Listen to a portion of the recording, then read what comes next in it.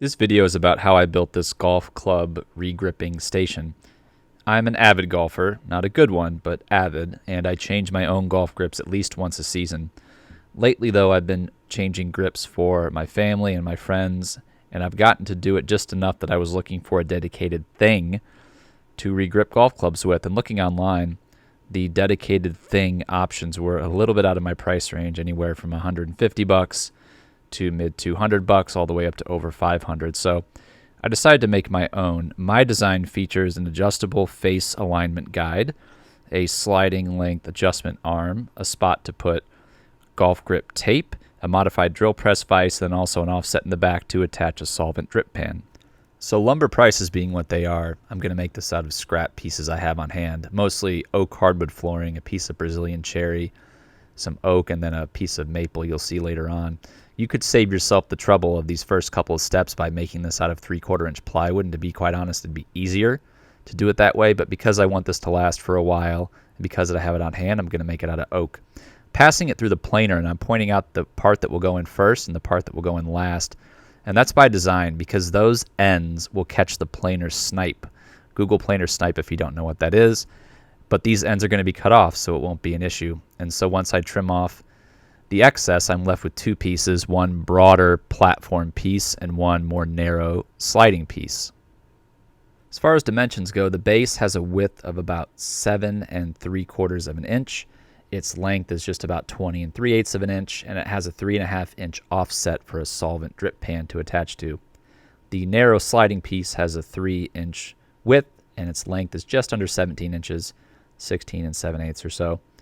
And I'm using 1 1/2 inch T-slot bolts and a star knob here, but realistically, any bolt or wing nut combo will work. So I'm starting by marking in 1 inch on either side of what will be the sliding piece, and then I find the center of the board with some calipers and mark where those two lines intersect with a punch. I then take this over to the drill press and drill through those holes to establish the start and stop of the slot, which I will hog out at the router with a straight cutting bit.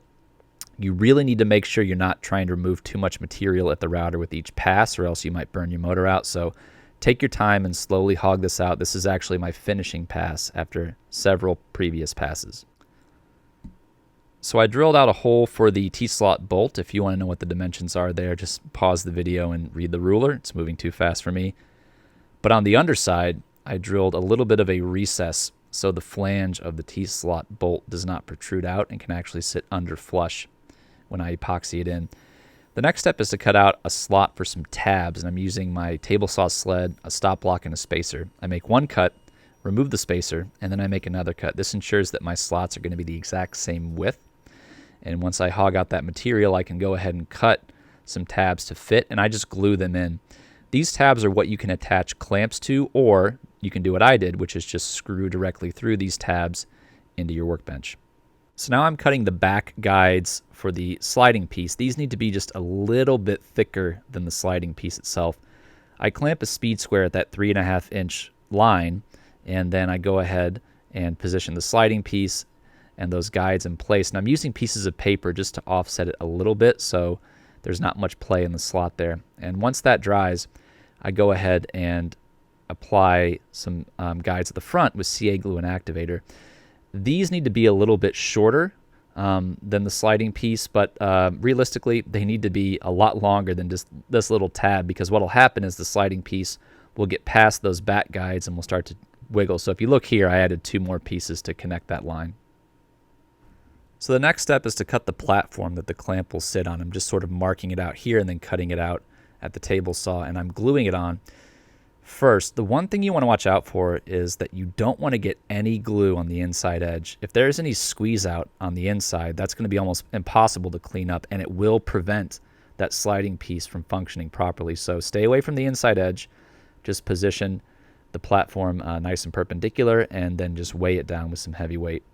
So speaking of the clamp, I'm going to be using a drill press vise, a very small one. What drew my eye to this particular product was, well, 3 things. One, its small footprint. It's only 4.5 inches wide, which is about the size I was looking for. It has a quick release button, which I thought was kind of a cool feature. But most importantly, it was $13, which is right up my alley price-wise. So I put a club in the vise and sort of positioned it where I thought it would be. And then I took a Forstner bit and just poked in those slots to create a bit of a dimple, and took that over to the drill press table, punched it out, and then drilled through the platform, through the side guides, and actually into the base a little bit. So these screws will go down very far and they will hold very well. These are probably not the right screws to use, but they're what I had on hand, so that's what I used. I was thinking about how to best make a golf tape dispenser thing, and then I realized one of these handheld packing tape dispenser things would be perfect. So I cannibalized one, and I attached it to a raised platform. My method was way too complicated, but it's really just as simple as taking 3, maybe 4 pieces of 3/4 inch stock, gluing them together, and then gluing that to the base, and then screwing the dispenser to that platform. That's probably the simplest way. Next, I took one of these rubber golf shaft clamp things and modified it for the vise. The first thing I needed to do was remove these ridges from the side to make it nice and flat. And then I also needed to cut off this protrusion from the bottom before slicing this thing right down the middle. So over at the belt sander, I sanded off the ridges. That made quick work of it and also left a nice rough surface, which is perfect for gluing.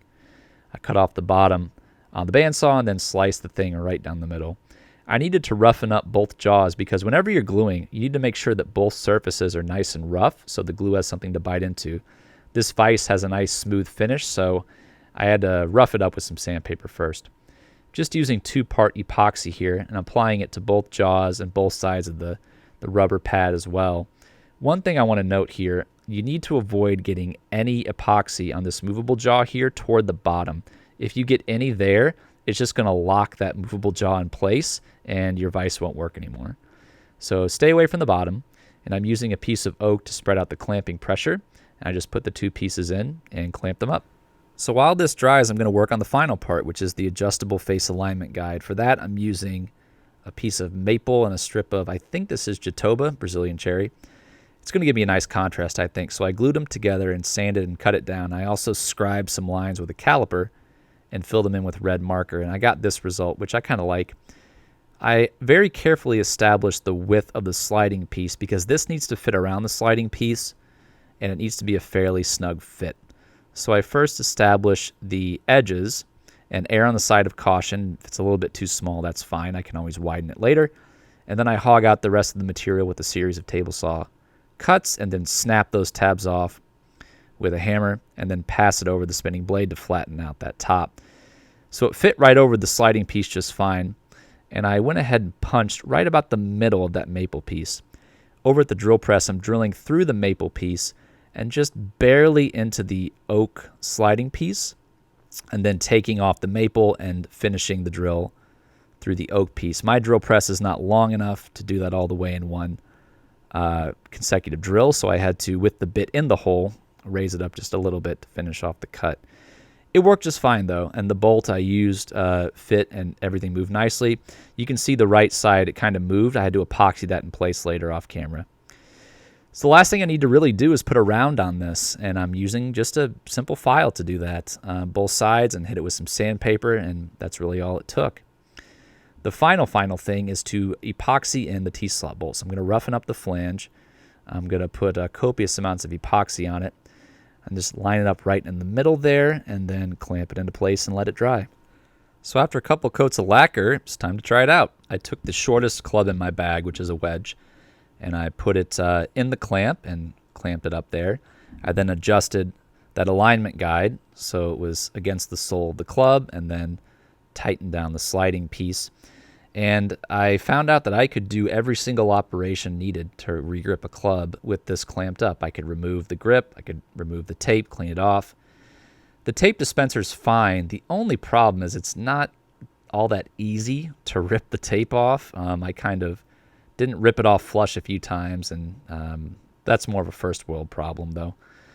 But you can see here I put a lot of pressure on this particular grip to get it on, and it was able to withstand, so that's very impressive. I then moved to the longest club in my bag, which is my driver, and if you look closely, you can see that sliding piece has about 4 more inches of travel, so I'm pretty confident no matter what size club you put in this thing, it will be able to handle it just fine. So regripping the clubs was really a pleasure. I'm very happy with how this little invention turned out. The angle guide is a real nice touch. I like the visual of being able to see that my club face is perpendicular to the ground before I attach my grip. The slider works just as intended. The tape dispenser is okay. It's a little bit hard to rip off tape, but again, that's kind of a minor complaint. The vise is showing why it's a $13 vise. It's already kind of broken. I push the quick release button in. When I pull it out, the movable jaw doesn't come with, but that's not really a problem. If you're putting pressure on the movable jaw at all times, which you should be, that's not going to pop off, so not really a big concern for me. So the vise was $13, the tape dispenser was $14, the mud pan to catch the solvent was $5, nuts, bolts, epoxy were $5, same goes for the wood, and also the rubber shaft clamp thingy. So altogether, you're looking at a grand total of about $40. Remember, the commercial options sell for anywhere from $150 to $260, so $40 is just a fraction of what it would cost to buy something like this retail. And the results I get are fantastic. Everything was accurate, everything is in line, and it went very smoothly. The only downside is you really kind of need, or at least it'd be very helpful to have, some of the specialty tools I use: the router table, the bandsaw, the drill press, the table saw. But if you don't have those, you could work around them. Be creative. If nothing else, use this as a jumping off point if you want to make your own. I think I'm going to stick with this. It should serve me well in the future. Hope you enjoyed the video.